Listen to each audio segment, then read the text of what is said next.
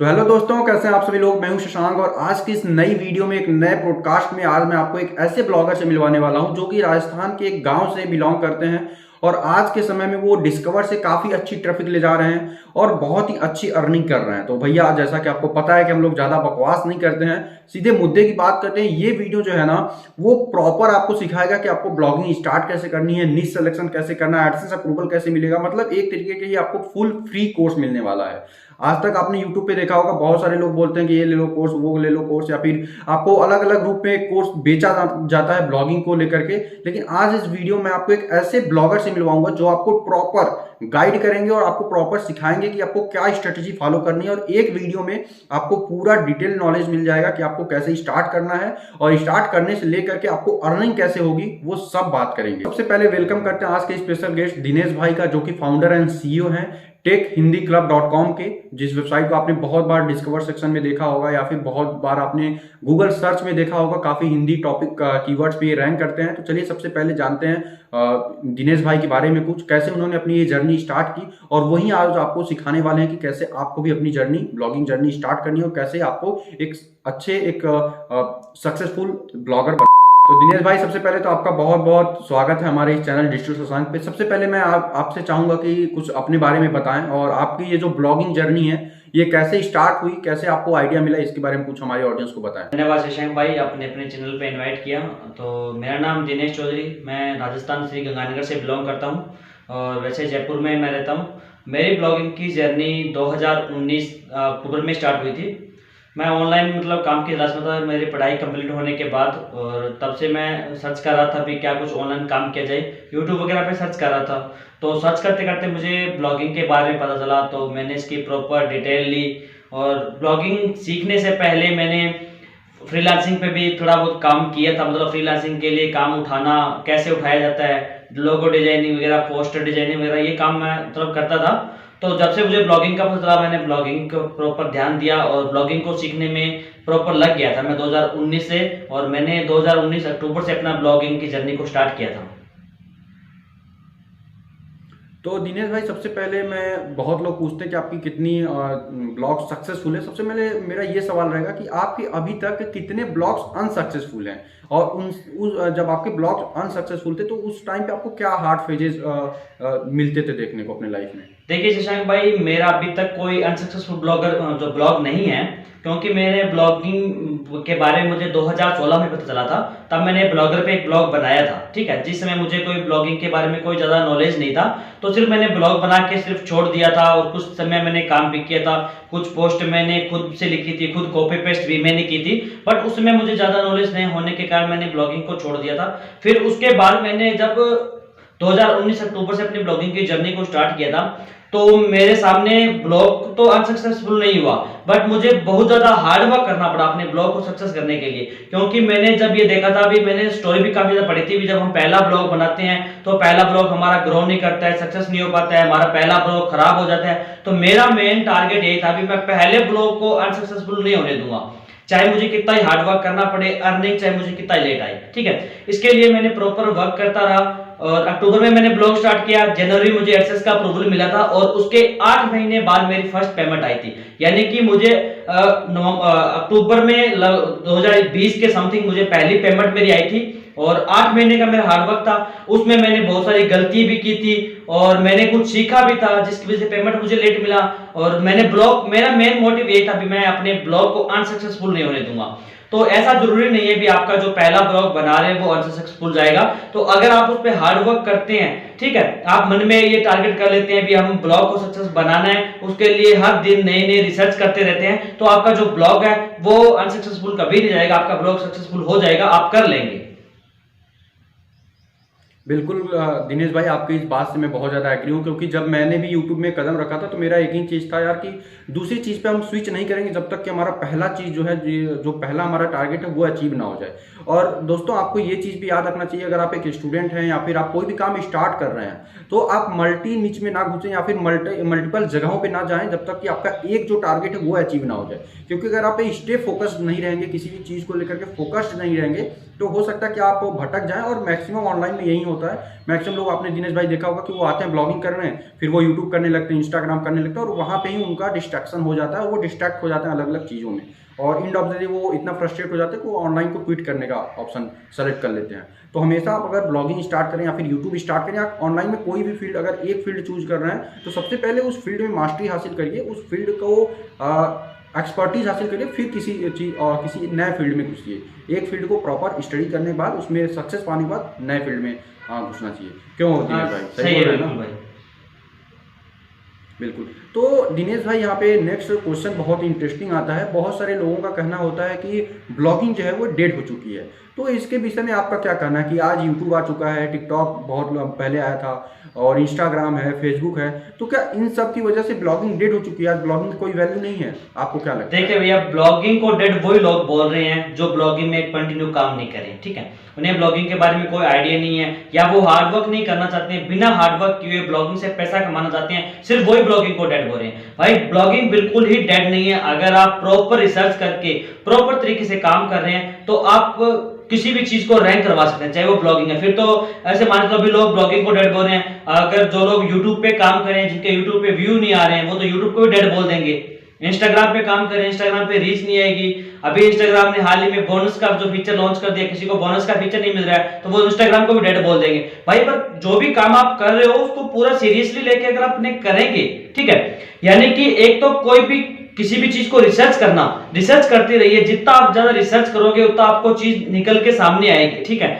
आज के समय में कोई भी चीज ऐसी नहीं है जो हमें डायरेक्ट फेस टू फेस हमें मिल जाए, उसे रिसर्च करना पड़ेगा। रिसर्च करने के लिए हमें गूगल पे जाना पड़ेगा, और गूगल पे जाएंगे तो हमें वहां पे वेबसाइट मिलेगी। तो वेबसाइट अगर वहां पे मिल रही है तो हम ब्लॉगिंग को कैसे डेड बोल सकते हैं? फिर किसी भी चीज को रिसर्च करने के लिए वेबसाइट है, गूगल है। जब तक गूगल है तब तक ब्लॉगिंग डेड नहीं है, मेरा मानना तो ये है। क्योंकि जो बंदा अगर रेगुलर और पूरे सही तरीके से काम नहीं कर पा रहा है ब्लॉगिंग में, वो ब्लॉगिंग को डेड बोल सकता है। क्योंकि मैं ब्लॉगिंग को डेड नहीं बोल सकता, क्योंकि मैं हर एक चीज को जो भी काम करता हूं, ठीक है, जब से मैंने ब्लॉगिंग स्टार्ट किया है मेरा मेन टारगेट यही भी मैं हर एक चीज को अच्छे से रिसर्च करूं, चाहे मुझे उसके लिए कितना ही मेहनत करना पड़े। अगर आप जितना ज्यादा मेहनत करके जितना ज्यादा उसमें रिसर्च करेंगे और उतनी ज्यादा उसमें अंदर घुसेंगे, ठीक है, आपको हर एक चीज नई देखने को मिलेगी, और जितनी ज्यादा नई चीज देखने को मिलेगी तो वो आप नया इंप्लीमेंट करो अपनी वेबसाइट पे, अपने ब्लॉग पे, कहीं पे भी इंप्लीमेंट करो, आपको अच्छा रिजल्ट मिलेगा। तो ब्लॉगिंग भाई बिल्कुल डेड नहीं है, ये अपने दिमाग से निकाल दो। बिल्कुल भाई, क्योंकि बहुत सारे लोग बोलते हैं ब्लॉगिंग डेड है, तो यार आप खुद से समझो ना कि आपको किसी भी चीज़ के बारे में नॉलेज चाहिए होता है, या फिर आपको किसी भी चीज़ के बारे में जानना होता है, कोई भी न्यूज़ हो गई, तो आपको सबसे पहले वो न्यूज़ मैक्सिमम आप गूगल पे जाते हो, ना कि आप यूट्यूब या फिर इंस्टाग्राम। क्योंकि यूट्यूब इंस्टाग्राम एक आपको विजुअल किसी भी चीज़ का प्रेजेंस देता है, लेकिन जो आपका ब्लॉगिंग है ना वो आपको एक तरीके का रिटन प्रेजेंस देता है। और आपको भी पता है कि आज के समय में या फिर पहले जो आपका रिटन चीज़ें हैं, रिटन चीज़ों की वैल्यू हमेशा रहती है यार। ब्लॉगिंग कभी डेड नहीं हो सकता, क्योंकि आप खुद समझो ना, हर चीज़ को हम दिखा करके नहीं बता सकते, कुछ चीज़ों को लिखना जरूरी होता है। वो आज नहीं, बहुत पहलों से एक प्रचलन आ रहा है कि जो चीज़ें लिखी होती हैं उनकी वैल्यू ज़्यादा होती है, ठीक है। तो ब्लॉगिंग ऐसा नहीं कभी डेड होगा, ठीक है। मैं भी आगे चल के कुछ नहीं कहा जा सकता, क्योंकि AI आ रहे हैं, बहुत सारी नई नई चीज़ें आ रही हैं। बट हाँ, ब्लॉगिंग अभी के समय में डेड नहीं है, और आने वाले अभी बहुत सारे सालों तक कोई भी डेड होने का चांस भी नहीं है। तो आप बेफिक्र होकर के ब्लॉगिंग स्टार्ट कर सकते हो, जहाँ से मनी कमा सकते हो, मतलब कि पैसा कमा सकते हो। तो चलिए, अभी तक तो ये जो बातें थी, अब एक तरीके का ओपिनियन था, एक तरीके का इंटरव्यू। अब हम आते हैं एग्जैक्ट जो इस वीडियो का कंटेंट है उस पर। तो सबसे पहला क्वेश्चन जो आता है दिनेश भाई, किसी भी एक बिगिनर के माइंड में, जब वो कोई भी ब्लॉगिंग स्टार्ट करना चाहता है, कि सबसे पहले वो निच सिलेक्शन कैसे करे? आपका इस पे क्या है कि अगर कोई बिगिनर है तो उसको निच सिलेक्शन कैसे करना चाहिए, और क्या चीजें माइंड में रख करके करना चाहिए निच सिलेक्शन? देखिए शशांक भाई, जो बिगिनर है, जो ब्लॉगिंग की फील्ड में आता है, वो क्या गलती करता है? सबसे पहले जो मैं उनकी गलती है वो बताता हूँ, फिर आपको निष्का बताऊंगा मैं, ठीक है। सबसे पहले गलती वो करते हैं, भी आज आप यूट्यूब करें या मैं ब्लॉगिंग कर रहा हूँ या और भी जो ब्लॉगर्स हैं जो ब्लॉगिंग कर रहे हैं, वो क्या करता है, वो उन्हें देखता है वो किस निश में काम करें, ठीक है। वो अपना इंटरेस्ट नहीं देखता है, भी मैं किस इंटरेस्ट है मेरा, मैं किस टॉपिक पे अच्छा कंटेंट लिख सकता हूँ, क्वालिटी कंटेंट बना सकता हूँ, मैं अच्छा और अपना पूरा टाइम अपना इस कंटेंट में दे सकता हूँ, वो नहीं देखता है। वो ये देखता है भी हाँ, ये दिनेश भाई ये काम कर रहा है, वो दूसरा ब्लॉगर इस फील्ड में ये काम कर रहा है, उसका ये निश है, तो वो यहाँ से अर्निंग कर रहा है अच्छी, ठीक है, तो अपने भी इस निश में स्टार्ट कर देते हैं। तो भाई ऐसा बिल्कुल नहीं है, किसी को देख के अपना निश का सिलेक्शन मत करो। मेरा मेन मानना तो यही है।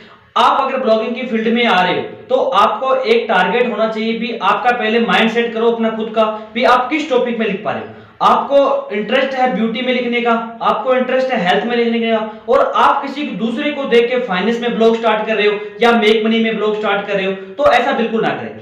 आपका जो सबसे पहला मोटिव होना चाहिए, यानी कि आपका टारगेट होना चाहिए ब्लॉगिंग में आने के बाद, वो है भी आपका खुद का माइंडसेट। आपका माइंडसेट जितना अच्छा रहेगा, आपको लिखने की स्किल जितनी ज्यादा जिस टॉपिक में है, आप उसी टॉपिक को लेकर स्टार्ट कर दो ब्लॉगिंग।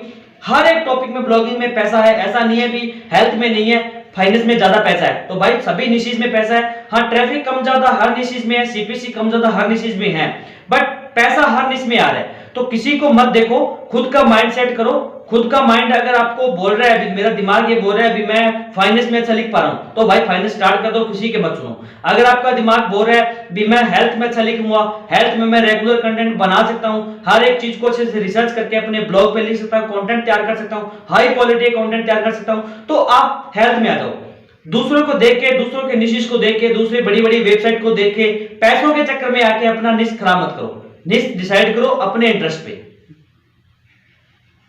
बिल्कुल दिनेश भाई, यहाँ पे मैं एक एग्जांपल से इस चीज़ को अपनी ऑडियंस को डिलीवर करना चाहूँगा, ये पॉइंट। तो निच सिलेक्शन आप एक ऐसे समझ सकते हो, अगर आपको शादी करनी है तो आप अपने हिसाब से अपने पार्टनर को चूज करोगे ना।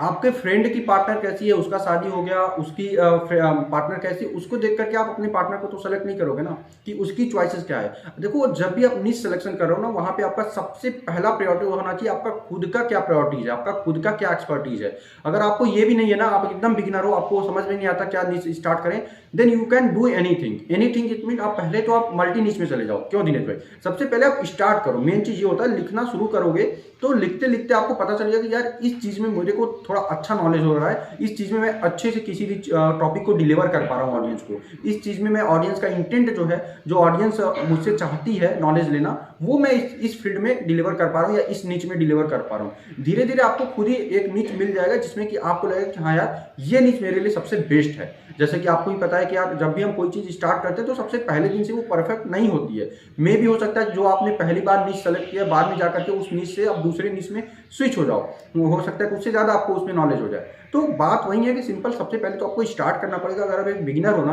तो आप बस अपनी इंटरेस्ट देखो, अपना एक्सपीरियंस थोड़ा देखो कि हाँ भैया अगर मुझे स्टडीज़ के बारे में ज़्यादा नॉलेज है, जस्ट लाइक मैं अपनी बताऊं तो मुझे एजुकेशन फील्ड के बारे में थोड़ा अच्छा नॉलेज है, कॉलेजेस और आपका कॉलेज को लेकर के स्टडी कैसे करना चाहिए। तो मैंने अपना ब्लॉग, जो पहला ब्लॉग था, वो सिंपल से स्टडी को लेकर के स्टार्ट किया। देन उसके बाद आप नीच स्विच कर सकते हो जैसे जैसे आपको नॉलेज होता जाए, क्योंकि आपको पता कि यार एक जगह पे तो आप रह नहीं सकते ना, स्टे नहीं हो सकते। तो आप अगर डायनेमिकली काम करना चाहते हो तो सबसे पहले कोई एक नीच सेलेक्ट करो जिसमें आपको इंटरेस्ट हो, उस पर एक बार आप अच्छे से जम जाओ। देन उसके बाद आप नीच अपना स्विच कर सकते हो जो भी आपको अच्छा लगे। और यही बड़े बड़े ब्लॉगर्स भी सेम क्राइटेरिया अपनाते हैं। सबसे पहले एक चीज में एक्सपर्टीज कर लेते हैं, एक नीच में, फिर उसके बाद वो नए नए नीच को रोल आउट करते हैं, नए नए नीच में काम करते रहते हैं। ठीक है, तो चलिए दिनेश भाई, आपसे सबसे दूसरा सवाल, सबसे महत्वपूर्ण सवाल जो बहुत सारे बिगिनर्स का होता है कि एक सही रास्ता क्या है। एक बंदा जो पहले दिन से ब्लॉग स्टार्ट कर रहा है, वो एक सही पाथवे क्या फॉलो करे जिससे कि उसको एडसेंस अप्रूवल काफ़ी जल्दी मिल जाए, उसके ब्लॉग पोस्ट रैंक होने लगे, उसको ब्लॉग कैसे लिखना, आर्टिकल कैसे लिखना चाहिए। ठीक है, ये चीज़ों पे आप थोड़ा सा अपना पॉइंट ऑफ व्यू दें कि एक बिगिनर कैसे इन चीज़ों को करे और प्रॉपर वो कैसे ब्लॉगिंग कर सकता है। देखिए शशांक भाई, जो भी बिगिनर ब्लॉगिंग की फील्ड में आता है उसे एक चीज सबसे पहले ध्यान में रखनी चाहिए भी, जैसे वो आज ब्लॉग स्टार्ट करे तो उसका मेन मोटिव रहता है एडसेंस का। ठीक है, भी उसे पैसे कमाना है तो एडसेंस तो जरूरी है। ठीक है, तो उसे एडसेंस से पैसे कमाने के लिए एडसेंस जरूरी है, तो वो चीज ये सोच रहा है तो उसे ये चीज भी ध्यान रखनी चाहिए भी आज उसे एडसेंस से पैसा कमाना है तो वो आज से अगर ब्लॉग स्टार्ट करे, यानी कि आज उसने ब्लॉग का सेटअप कंप्लीट कर लिया, आज से वो रेगुलर पोस्ट डाल रहा है तो वो एक मंथ तक, ठीक है, रेगुलर पोस्ट डाले एक टाइम शेड्यूल के अंदर। ब्लॉगिंग के अंदर सक्सेस होना है, एडसेंस का अप्रूवल लेना है, अर्निंग करना है, तो ब्लॉगिंग में सबसे ज्यादा जरूरी है वो है शेड्यूल, ब्लॉगिंग का शेड्यूल, वो सबसे ज्यादा जरूरी है। आप क्या काम करते हैं, जो ब्लॉगिंग में आते हैं उनको एडसेंस अप्रूवल नहीं मिलता है, उनकी गलती क्या रहती है भी, कुछ लोग करते हैं आज अपना ब्लॉग सेटअप किया, आज पहली पोस्ट लिख दी उन्होंने, ठीक है, आज पोस्ट लिखने के बाद कल वो पोस्ट नहीं लिखेंगे, परसों पोस्ट लिखेंगे, सुबह 10 बजे डाल देंगे, फिर 2 दिन बीच में पोस्ट नहीं लिखेंगे, फिर अगले दिन पोस्ट लिखेंगे, फिर वो पोस्ट डाल देंगे रात को 1 बजे या 2 बजे। तो भाई ऐसा नहीं है, ऐसा करने से आपके जो गूगल के सामने आपके जो वेबसाइट की अथॉरिटी होगी, आपके वेबसाइट की रेगुलरिटी होगी, वो बिल्कुल जीरो हो जाएगी, क्योंकि गूगल के जो एल्गोरिथम यानी गूगल के रोबोट आपकी वेबसाइट पे आएंगे वो एक टाइम शेड्यूल के अंदर आने चाहिए। ठीक है, क्योंकि आज वेबसाइट बनाई है, आज आपने पोस्ट डाला, गूगल के रोबोट आए, आपकी वेबसाइट को एनालाइज किया, आपका जो कंटेंट था उसे क्रॉल किया और इंडेक्स कर दिया, जो भी कुछ का प्रोसेस था उन्होंने कर दिया। कल फिर आए, कल उसे पोस्ट नहीं मिली, परसों आए उसे पोस्ट मिली, ठीक है। फिर वो ब्लॉग की जो गूगल के रोबोट्स है वो एक दिन छोड़ के आपकी वेबसाइट पे क्रॉल करेंगे और कंटेंट वहां से उठाएंगे और आपकी वेबसाइट को रैंक करेंगे, ठीक है। अगर आप एक दिन कंटेंट डाल रहे हो, फिर 5 दिन नहीं डाल रहे हो, फिर 10 दिन डाल रहे हो, तो गूगल का जो एल्गोरिथम सिस्टम है वो खराब हो जाता है। गूगल के रोबोट आपकी साइट पे आना बंद कर देते हैं, जिससे आपकी वेबसाइट का जो भी पोस्ट लिखते हो आप वो इंडेक्स नहीं हो पाता है। इंडेक्स नहीं हो पाता है तो गूगल में इंडेक्स नहीं होगा और आपको एडसेंस के लिए आप बोलो फिर 10-20 आर्टिकल हमने डाल दिए, 50 आर्टिकल डाल दिए और हमें एडसेंस का अप्रूवल नहीं मिल रहा है, तो एडसेंस का अप्रूवल आपको बिल्कुल नहीं मिलेगा। ये बिल्कुल 101% श्योर है। आप रेगुलर 10 पोस्ट डाल दो, 10 दिन लगातार 10 पोस्ट डाल दो, 5 पोस्ट डालने के बाद एडसेंस का अप्लाई कर दो और फिर 5 पोस्ट रेगुलर, जिस दिन अप्लाई किया उससे रेगुलर एक टाइम जोन पे, चाहे आप जिस दिन वेबसाइट बनाया है आपने उस दिन सुबह 10 बजे पोस्ट डाल रहे हो तो रेगुलर 10 दिन आप सुबह 10 बजे पोस्ट आपका आना चाहिए वेबसाइट पे। तो इस तरीके से आप रेगुलर करते रहोगे तो आपको एडसेंस का अप्रूवल बहुत जल्दी मिलेगा। ये 101% है। मैंने बहुत से लोगों को ये चीज बताई है, उन्होंने फॉलो किया है और उन्हें इसका रिजल्ट भी मिला है। ओके, सो दिनेश भाई यहाँ पे एक सवाल उभर करके आता है, जो भी नए फ्रेश ब्लॉगर्स होते हैं वो मैक्सिमम लोग कंफ्यूज होते हैं कि भैया कीवर्ड रिसर्च कहाँ से करना चाहिए और कीवर्ड रिसर्च कैसे करें कि जिसकी वजह से हमारा जो आर्टिकल है उस कीवर्ड पे रैंक हो। तो आप लोग जो भी बड़े ब्लॉगर्स होते हैं या फिर आप जो हमारी ऑडियंस को बताना चाहोगे कि कीवर्ड रिसर्च के लिए उनको क्या रूटीन फॉलो करना चाहिए या फिर क्या पाथवे फॉलो करना चाहिए? क्या कोई टूल है जिससे कि वो रिसर्च कर सकते हैं? क्योंकि अगर पेड टूल है तो जाहिर सी बात है कि बिगिनर्स उसको अफोर्ड नहीं कर पाते, जैसे एचरेफ हो गया या फिर सेमरस हो गया। तो कोई फ्री टूल आप लोग यूज करते हो या फिर कोई बिगिनर यूज कर सकता है? देखिए शशांक भाई, जो ब्लॉगिंग में कीवर्ड का गेम सबसे मेन है, ठीक है। जिसको कीवर्ड रिसर्च करना आ गया वो ब्लॉगिंग में सक्सेस है भाई, ठीक है। क्योंकि कीवर्ड रिसर्च करके आप अपनी वेबसाइट को 0 से 100 लेवल तक ले जा सकते हैं, ठीक है। कीवर्ड रिसर्च करने के लिए जब से मैं ब्लॉगिंग कर रहा हूँ गूगल कीवर्ड प्लानर जो फ्री में है, ठीक है, उसका इस्तेमाल करता हूँ और फ्री एचरेफ का जो एक टूल है Google free keyword research tool एचरेफ का है वो उसे मैं यूज करता हूँ। उसके अलावा कीवर्ड.etent.io इस टाइप से बहुत सारे और भी कीवर्ड हैं, बट सबसे बेस्ट है जो गूगल कीवर्ड प्लानर है और फ्री कीवर्ड रिसर्च टूल एचरेफ का है। इसमें आपको प्रॉपर कीवर्ड का आइडिया आ जाता है, ठीक है। आप अपने निश का जो भी आपका हेल्थ निश है तो आप हेल्थ का टॉपिक अगर वहां पे डालोगे तो उसके सिमिलर कीवर्ड आपको बहुत सारे मिल जाएंगे, ठीक है। उसमें आपको वहां पे कीवर्ड डिफिकल्टी पता चल जाएगी, इस कीवर्ड की कितनी कीवर्ड डिफिकल्टी है और उसकी कितनी सर्च वॉल्यूम मंथली है। और जो बिगिनर ब्लॉगिंग में नया है, स्टार्टिंग में ब्लॉग रिसर्च कर रहा है, मतलब स्टार्टिंग में ब्लॉग बनाया है, कीवर्ड रिसर्च करना चाहता है, तो वो 0 से लेकर 15 तक जो कीवर्ड डिफिकल्टी वाले जो कीवर्ड्स हैं उन्हें टारगेट करें। वहां पे आपको प्रॉपर आइडिया हो जाएगा। कीवर्ड रिसर्च करते ही आपको प्रॉपर डिटेल में पूरा हर एक कीवर्ड के आगे दिखाई देगा कितनी कीवर्ड डिफिकल्टी है, इसकी कितनी सर्च वॉल्यूम है। तो वहां से 0 से 15 वाले कीवर्ड डिफिकल्टी वाले टॉपिक उठाओ, उस पे कंटेंट बनाओ और उसे पब्लिश कर दो। 0 कम कीवर्ड डिफिकल्टी वाले कीवर्ड लेके चलोगे, कम सर्च वॉल्यूम वाले कीवर्ड लेके चलोगे तो आपकी वेबसाइट जल्दी गूगल में रैंक करेगी। अगर आप स्टार्टिंग में हाई अथॉरिटी वाले, हाई कीवर्ड डिफिकल्टी वाले, हाई सर्च वॉल्यूम वाले कीवर्ड लेके चलोगे तो आपको वेबसाइट को रैंक करना थोड़ा सा मुश्किल रहेगा। स्टार्टिंग में कम कीवर्ड डिफिकल्टी और कम सर्च कीवर्ड लेके चलो ताकि आप जल्दी से वेबसाइट को रैंक कर पाओ। बिल्कुल।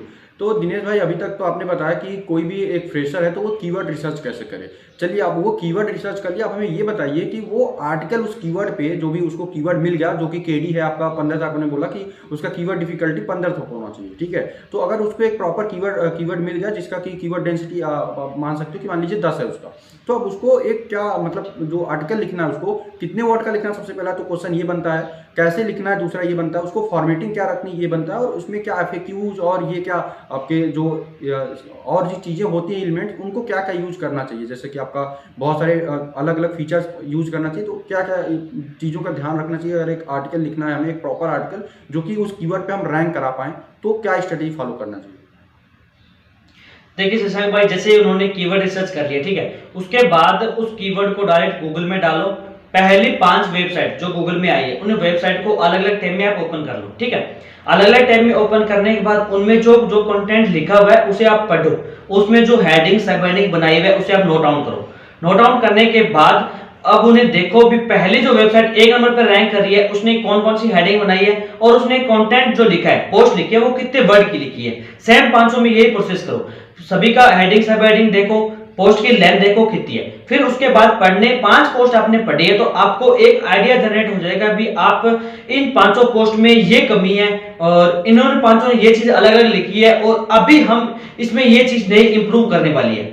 ये तो मेरे से जाहिर सी बात है भी अगर आप 3 पोस्ट को पढ़ेंगे तो आपको आइडिया तो हो ही जाएगा भी इसमें ये कमी है और ये चीज नहीं इसमें ऐड करने वाली है। तो आप अपनी पोस्ट को जो टाइटल आपने डाला था, कीवर्ड आपने रिसर्च किया था, 5 पोस्ट पढ़ने के बाद हेडिंग आपने सब हेडिंग सारा नोट डाउन की हुई है, उन हेडिंग को देखो जो सिमिलर हेडिंग है, एक दो जो डालनी जरूरी है अपने ब्लॉग पोस्ट में वो डालो। उसके बाद जो उन्होंने नहीं डाली है और आपको लगता है भी वो डालनी है वो हेडिंग डालो। कंटेंट की क्वालिटी पे ध्यान दो, यानी कि जो पहली वेबसाइट है 1 नंबर पर रैंक करी है उसने 2000 वर्ड का आर्टिकल लिखा है, ठीक है, और उसने बहुत सी ऐसी चीजें लिखी है जो पोस्ट में नहीं होनी चाहिए, ठीक है, उसने सिर्फ पोस्ट की लेंथ बढ़ाई है, वर्ड बढ़ा के पोस्ट को ऊपर लेके आया है। पोस्ट आप लिखो 1500 वर्ड की लिख दो, सारी चीज एक्यूरेट लिखो, यूजर को पसंद है, यानी कि यूजर फ्रेंडली पोस्ट लिखो। यूजर को जितनी वैल्यूएबल इंफॉर्मेशन आप पोस्ट में दे पाओगे उतनी सबसे इंपॉर्टेंट है। चाहे आप पोस्ट के लिए 2000 वर्ड रख दो, चाहे 1500 लिख दो, चाहे 20000 वर्ड रख दो, ठीक है। 20000 वर्ड में भी ऐसा होता है कि यूजर को कुछ समझ में नहीं आता है और 1000 वर्ड की पोस्ट में यूजर को बहुत कुछ समझ में आ जाता है। तो 5-4 वेबसाइट पहले एनालाइज करो, हेडिंग सब हेडिंग सभी फाइंड करो। फाइंड करने के बाद आपका जो कीवर्ड है उसे आप हेडिंग में यूज करो, फर्स्ट पैराग्राफ की फर्स्ट पोजीशन में यूज करो, सब हेडिंग में यूज करो, टाइटल में यूज करो, डिस्क्रिप्शन में यूज करो, मेटा टैग को परमालिंक पे यूज करो। इस तरीके से प्रॉपर एक पोस्ट लिख के और पोस्ट में पूरा का पूरा वो आप कीवर्ड को ऐड करो, फिर आप अपनी पोस्ट को गूगल में पब्लिश करो ताकि आपकी पोस्ट में प्रॉपर तरीके से सारा चीज स्टेप बाय स्टेप इंक्लूड होगा, तो आपकी पोस्ट गूगल में रैंक होने के लिए पूरी तरीके से एलिजिबल है। ओके तो मतलब अगर हम सिंपल वर्ड में अगर एक वर्ड में बोले तो आप अगर अपने पोस्ट को रैंक कराना चाहते हो तो आपका मेन इंटेंशन होना चाहिए कि जो भी आपका यूजर आ रहा है वो किस इंटेंट से आ रहा है, आपको वो इंटेंट कंप्लीट करना है अपने पोस्ट के अंदर। मतलब अगर मान लीजिए उसको जानना है कि ब्लॉगिंग क्या है तो वो जब आपका आर्टिकल पढ़े तो उसका जो इंटेंट है वो जो जानना चाहता है उसको वो डिलीवर होना चाहिए। बिल्कुल समझ रहे हैं क्यों दिनेश भाई, सही बात है ना? हाँ सही है, सही सही, बिल्कुल बिल्कुल। तो दिनेश भाई यहाँ पे एक बहुत सारे ब्लॉगर्स एक अभी नया मुद्दा बना करके बैठे हुए कि स्कीमा टाइप और एफएक्यू इन दोनों का क्या रोल होता है किसी भी ब्लॉग पोस्ट को रैंक कराने में आपके हिसाब से? देखिए स्कीमा का रोल क्या होता है, वो भी अगर आप रैंक मैथ यूज कर रहे हैं ना तो रैंक मैथ में स्कीमा अपने आप पोस्ट का कर देता है, ऑटोमेटिकली आपको कुछ अलग से नहीं करना रहता है, ठीक है। अगर आप अपनी ब्लॉग पोस्ट में एफएक्यूज डालते हैं तो एफएक्यूज का बहुत ज्यादा इंपॉर्टेंट रोल है आपकी वेबसाइट को रैंक करवाने में, ठीक है। अभी रोल कैसे आपको बताता हूं। जैसे शशांक भाई आप YouTube पे कुछ भी कोई भी क्वेश्चन डाल रहे हैं, ठीक है, भी how to increase blog traffic, ठीक है, ये आपका एक क्वेश्चन है। सेम इसी तरीके से गूगल में हर बहुत ज्यादा लोग ऐसे टाइप के क्वेश्चन डालते हैं और उन सभी क्वेश्चन का आंसर बहुत कम मतलब ब्लॉग पोस्ट होती है, ठीक है। तो आप वो डेली के जो क्वेश्चन आ रहे हैं गूगल में उन सभी क्वेश्चन को एनालाइज करो, उन सभी क्वेश्चन को एनालाइज करने के बाद आप जो पोस्ट लिख रहे हो वो क्वेश्चन आप अपनी ब्लॉग पोस्ट में एफएक्यू सेक्शन में ऐड कर दो, फिर उसका आंसर दे दो। आपकी पोस्ट अगर रैंक होने लायक नहीं है, आपका कीवर्ड प्रॉपर तरीके से सही नहीं है, बट आपने जो एफएक्यूज ऐड किया है, जो यूजर डिमांड कर रहे हैं उस पे कंटेंट बहुत कम है, तो वो आपका अगर एफएक्यूज रैंक हो जाता है तो आपकी पोस्ट ऑटोमेटिकली रैंक हो जाती है। तो एफएक्यूज बहुत ज्यादा जरूरी है। पोस्ट लिखो, पोस्ट में एफएक्यूज ऐड करो, चाहे आप 2 ऐड कर दो, ज्यादा आपको नहीं आइडिया है एफएक्यूज का तो 2 ऐड कर दो। स्कीमा का ज्यादा कोई मैटर नहीं है, रैंक मैथ यूज करो, ऑटोमेटिकली स्कीमा करके देता अपने आप को। बिल्कुल दिनेश भाई, तो अभी तक आपने सीखा कि कैसे आपको पोस्ट लिखना है, कैसे वो पोस्ट रैंक होगा। तो दिनेश भाई अभी तक तो हमने बात किया कि एक बिगिनर को कैसे स्टार्ट करना चाहिए और कैसे उसको काम करना चाहिए ब्लॉगिंग फील्ड में। सबसे पहले अब आपकी बात करते हैं कि अभी के टाइम पे आपके कितने ब्लॉग्स चल रहे हैं, कृपया इस पे थोड़ा गौर फरमाना चाहें और बताएं हम लोग को कि अभी के टाइम पे आपके कितने ब्लॉग्स चल रहे हैं। देखिए सुनील भाई अभी मेरे लगभग 10 से ज्यादा ब्लॉग चल रहे हैं और एक जो मेरा टेक हिंदी क्लब का ब्लॉग है वो एक मेरा पब्लिश ब्लॉग है, मतलब सभी के सामने है वो, और उस पर मैं बहुत ही कम काम करता हूँ। और बाकी जो मेरे ब्लॉग है वो अंडरग्राउंड ब्लॉग है, तो बहुत ही कम ब्लॉग के बारे में उनको रिवील किए हुए हैं मेरे। उसमें से 1-2 ब्लॉग पे वेब स्टोरी पे काम चल रहा है और 3-4 ब्लॉग ऐसे भी हैं जिन पे रेगुलर डिस्कवर पे काम चल रहा है और 3 ब्लॉग मेरे ऐसे हैं इस पे एक पे गेस्ट पोस्ट पे काम करता हूँ प्रॉपर तरीके से। 2 ब्लॉग मेरे हैं जिस पे मैं लॉन्ग टेल कंटेंट पे काम करता हूँ, यानी कि मैं हथौड़ी वाले वेबसाइट को अपने लंबे समय तक ले जाने के लिए उन टाइप के ब्लॉग पे मैं काम कर रहा हूँ। सो दिनेश भाई इतने ब्लॉग्स को आप मेंटेन कैसे करते हो, मतलब कैसे आप हैंडल करते हो, टाइम मैनेजमेंट कैसे करते हो, आप टीम रखे हुए हो या फिर आप खुद से ही सब ब्लॉग्स को हैंडल करते हो? देखिए भाई, अभी तो मेरे पास 2 राइटर हैं, बाकी सब कुछ मैं खुद से हैंडल करता हूँ। और हैंडल करने की कोई बड़ी बात नहीं, क्योंकि मैं रेगुलर जो डिस्कवर वाले हैं उन पे मैंने राइटर रख रखे हैं, क्योंकि उस पे रेगुलर पोस्ट चाहिए। बाकी जो दूसरे मल्टीपल ब्लॉग है, जैसे मैं खुद 2 या 3 पोस्ट रेगुलर लिख पाता हूँ, तो मैं वो 3 पोस्ट अलग अलग दिन शेड्यूल बना रखा है। अभी मैं एक दिन इस ब्लॉग पे पोस्ट डालूंगा, दूसरे दिन इस पे डालूंगा, तीसरे दिन इस पे डालूंगा। तो मैं रेगुलर हर एक ब्लॉग पे पोस्ट नहीं करता हूँ। और जो भी मैं अलग अलग टाइम शेड्यूल मेरा फिक्स है, अभी इस टाइम को और इस दिन मुझे एक पोस्ट डालना है, यानी कि महीने में अगर मुझे एक ब्लॉग पे 15 पोस्ट डालना है तो वो किस टाइम पे डालना है वो मैंने शेड्यूल फिक्स कर रखा है। तो उसके अकॉर्डिंग मैं काम कर रहा हूँ और ब्लॉग पोस्ट लिख के और पब्लिश कर रहा हूँ। दिनेश भाई, यहाँ पे एक बहुत ही इंपॉर्टेंट क्वेश्चन आता है कि अभी के टाइम पे अगर कोई एक बिगिनर है तो उसके माइंड में एक क्वेश्चन आता है कि भाई आज के समय में ब्लॉगिंग से कितना कमा सकते हैं और कितने तरीके हैं ब्लॉगिंग से कमाने के। तो इस चीज़ पे आप क्या बोलना चाहोगे कि अभी के टाइम पे कितना पोटेंशियल है ब्लॉगिंग से अर्निंग का? देखिए शशांक भाई, ब्लॉगिंग से पैसा कमाना है तो पैसा कमाने के लिए बहुत सारे मल्टीपल सोर्स हैं आपके पास। पहला तो हो गया गूगल एडसेंस। गूगल एडसेंस का तो सबको पता है, गूगल एडसेंस से पैसा कमा सकते हैं। इसके अलावा एफिलिएट मार्केटिंग कर सकते हैं, जो ब्रांड प्रमोशन कर सकते हैं, गेस्ट पोस्ट एक्सेप्ट कर सकते हैं, स्पॉन्सर कर सकते हैं। बहुत सारे तरीके हैं। मतलब आपको एक बार आप इस ब्लॉगिंग की फील्ड में घुस जाओगे तो आपको ऑटोमेटिकली आईडी जनरेट होना स्टार्ट हो जाएगा। अभी के लिए मैं आपको एक आइडिया दे देता हूं भी, मैं जो एक ब्लॉग है सिर्फ उस पे मेरे पास एडसेंस अप्रूवल नहीं है, मैं ओनली ऑन गेस्ट पोस्ट से मतलब उस पे अर्निंग कर रहा हूं। और बाकी जो दूसरे सोर्स ब्लॉग है मेरे, उस पे मैं एफिलिएट भी करता हूं, स्पॉन्सर पोस्ट भी करता हूं, गेस्ट पोस्ट भी करता हूं और एडसेंस से भी अर्निंग करता हूं। बिल्कुल। दिनेश भाई, अभी तक तो आपने बहुत ही अच्छा नॉलेज और बहुत ही अच्छी चीज़ें हमारे ऑडियंस को बताई। चलिए अब सबसे पहले अब बात कर लेते हैं सबसे ज़्यादा इंटरेस्टिंग और सबसे ज़्यादा इंपॉर्टेंट सवाल जो हमारी ऑडियंस का रहता है। और मैं चाहूँगा कि इस सवाल का आंसर आप एक स्क्रीन रिकॉर्डिंग के साथ भी दें, अपना स्क्रीन शो करके, कि प्रेजेंट टाइम में आपकी अगर हम बात करें टोटल इनकम की, तो टोटल इनकम अभी प्रेजेंट टाइम में एक एवरेज कितनी है करेंट इनकम। और दूसरी चीज़ कि आप एक वेबसाइट से नॉर्मली एवरेज कितना अर्न कर लेते हो। देखिए अभी के टाइम आपको बताऊं तो जो अभी हमारा हाल ही में पेमेंट आया था 21 तारीख को रिलीज होके, वो हमारा आया था 1900 से प्लस का। ठीक है, $1900 से प्लस का। और एक वेबसाइट का एवरेज आपको बताऊं तो मैं जैसे टेक हिंदी क्लब का आपको बता देता हूं, तो उस पर मैं ज्यादा काम नहीं करता हूं। नॉर्मल पोस्ट जो पुरानी मेरी लिखी हुई है उसे अपडेट वगैरह करता हूं, तो उससे मैं मेनली $400 से $450 मंथली निकाल लेता हूं। और एवरेज मेरा रहता है वो है 1900 से प्लस। और इस मंथ का हमारा टारगेट है फरवरी का भी हम लगभग 2000 क्रॉस कर लेंगे। ये टोटल अर्निंग है या फिर केवल एक ब्लॉग का? नहीं, टोटल है। एक ब्लॉग का मैंने आपको बता दिया जो टैग का है, उसका $350 से $450। और अभी जो कुछ ब्लॉग तुम्हारे विदाउट एडसेंस भी आपको मैंने बताया है। बाकी हम नॉर्मल काम कर रहे हैं। अभी हम ज्यादा एक्टिव नहीं हूं क्योंकि मैं काफी दिनों से अकेला हूं, तो मैनेज करना मुश्किल है। तो मैं 1900 से प्लस डॉलर अर्निंग कर रहा हूं अपनी वेबसाइटों से। मतलब अराउंड अगर हम बात करें अगर राउंड फिगर की, तो आप $2000 मतलब कि अराउंड दोस्तों आप समझ सकते हो कि 1.5 लाख से लेकर के 2 लाख के बीच में इनकी अर्निंग चल रही दिनेश भाई के अभी के टाइम पे। और अभी तो इन्होंने खाली एडसेंस का बताया और ऊपर का तो आप समझ ही सकते हो कितना बना रहे होंगे। तो दिनेश भाई, सबसे पहले यहाँ पे जाने से पहले मैं आपसे लास्ट ये क्वेश्चन पूछूंगा इस ब्रॉडकास्ट को कंप्लीट करने से पहले, कि आप एक गांव से बिलोंग करते थे, ठीक है, और आज इस मुकाम पे पहुंचे हैं कि महीने का आप 1.5 से 2 लाख रुपया कमा रहे हैं, जो कि एक गांव में रह करके आप एक सिटी में रह करके भी 1.5 से 2 लाख मंथली इनकम इंडिया में बहुत अच्छा लेवल का माना जाता है। तो इस बीच में क्या आपको कठिनाइयां नहीं है, और कठिनाइयां आई अगर आपको दिक्कतें आई तो वो क्या चीज़ें थी जो आपको मोटिवेट कर रही थी कि यार मुझे उस लेवल में जाना है, या फिर आपको पहले से पता था कि यार एक न एक दिन में पहुंच जाऊंगा? देखिए शशांक भाई, हाल ही में जब भी कोई अपने काम स्टार्ट करते हैं तो प्रॉब्लम सबको आती है। और मेनली मैं इतने कोई बड़े परिवार से बिलोंग नहीं करता हूँ जहाँ से मेरी मतलब हर एक जरूरत को पूरा किया जा सकता था। तो मैंने स्टडी के साथ साथ भी काम किया था, मतलब कुछ न कुछ रिसर्च करता रहता था। पहले आपको पता ही है अभी 2017, 18, 19 के करीबन बहुत सारी ऐसी वेबसाइटें रहती थी जिससे हम रेफर एंड अर्न करके वगैरह भी पैसा कमा लिया करते थे। तो उसी पे मैंने काम किया था और मुझे लग रहा था अभी मेरी फैमिली के मुझे सपोर्ट करना चाहिए। और मेरी फैमिली है जो मेरी जरूरतों को हद से ज्यादा पूरा कर रही थी, पर मुझे कहीं भी ऐसा लग भी रहा था मैं उन्हें परेशान कर रहा हूँ और वो मेरी हर एक जरूरत को पूरा नहीं कर पा रहेगी, इसके लिए मुझे मेहनत करना रहेगा।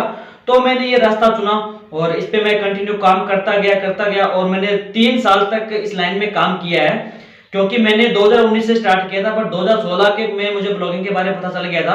2016 से 2019 के बीच में 3 साल के गैप जो बीच में था, उसमें मैंने ब्लॉगिंग की प्रॉपर डिटेल मतलब पता की कैसे करना है, वेबसाइट बनाना सीखा और उसमें मैंने बहुत सारे काम भी और भी करके देखे थे खेती में भी मतलब काम किया था मैंने, और सारा कुछ काम करके देखा था मैंने प्रॉपर।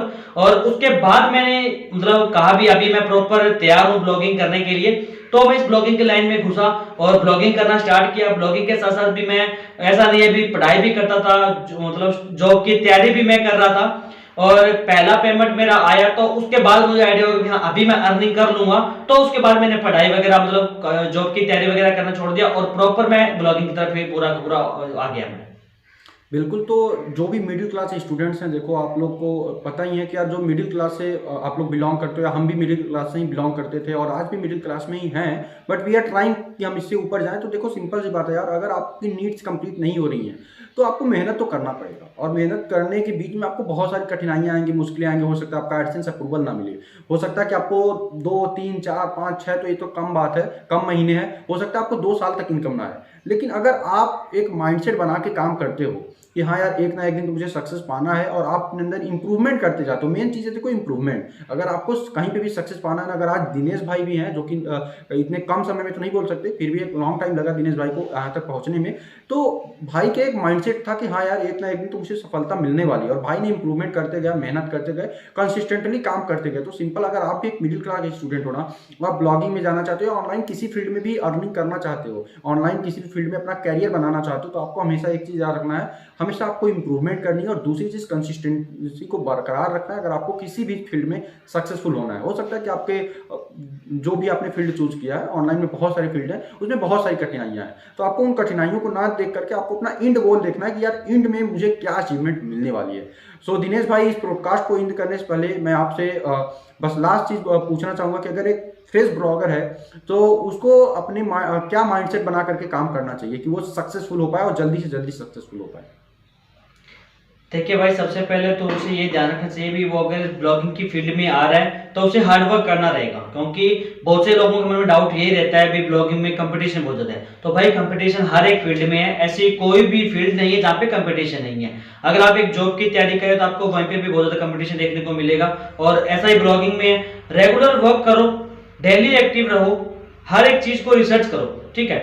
चाहे आप ब्लॉगिंग कर रहे हैं, ब्लॉगिंग में कोई भी आपका निश है, पर रिसर्च करते रहो। जितनी ज्यादा रिसर्च करोगे उतनी ज्यादा चीज आपके सामने नई निकल के आएगी, और उस नई चीज को आप अपने ब्लॉग में इंप्लीमेंट करो, हार्ड वर्क करो। जितना ज्यादा हार्ड वर्क करोगे आपको उतना बेस्ट रिजल्ट मिलेगा। मेरा मानना और मेरा कहना सभी के लिए यही है कि ब्लॉगिंग में आए हो चाहे किसी भी फील्ड में आए हो, बस हार्ड वर्क करते रहो, रिजल्ट की चिंता मत करो। स्टार्टिंग में पैसों को लेके मत लो भी हाँ मुझे पैसा कमाना है, तो भाई हार्ड वर्क करोगे तो पैसा आपके पास 100% ही आएगा। पहले दिन से ही पैसों के लालच में पड़ जाओगे तो भाई आप हार्ड वर्क नहीं कर पाओगे और आप कभी सक्सेस नहीं हो पाओगे।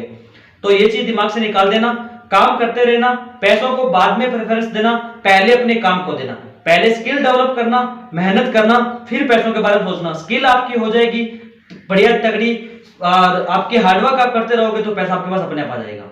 बिना स्किल के कुछ नहीं कर पाओगे। बिल्कुल दिनेश भाई, बहुत बहुत आपका थैंक यू, बहुत ज़्यादा आपका दिल से धन्यवाद कि आपने आज टाइम दिया और हमारी ऑडियंस को इतनी अच्छी चीज़ें बताई। और ऐसे ही दोस्तों हम गेस्ट को लेकर के आते रहेंगे आप सभी के सामने। तो ऐसे ही गेस्ट की बातों को सुन करके अपने आप को मोटिवेट करके नए फील्ड में ले जाने के लिए इस चैनल को ज़रूर सब्सक्राइब करें, और नई नई चीज़ें सीखनी है अगर आपको तो आपका हमारा चैनल मिल जाएगा, जिसमें कि आपको बहुत सारी वीडियोज़ मिल जाएंगी जो कि हमने अलग अलग फील्ड के एक्सपर्ट से मिल करके बनाई हुई हैं आप सभी लोगों के लिए, जिसमें उन्होंने अपनी एक्सपर्टीज साझा की, जैसे कि दिनेश भाई ने आज साझा किया। सो दिनेश भाई, वंस अगेन आपको बहुत बहुत थैंक यू। चलिए दोस्तों, आज की इस वीडियो में इतना ही। मिलता हूँ एक नए वीडियो में एक नए इंटरेस्टिंग टॉपिक के साथ, एक नए इंटरेस्टिंग गेस्ट के साथ। तब तक के लिए नमस्कार, थैंक यू।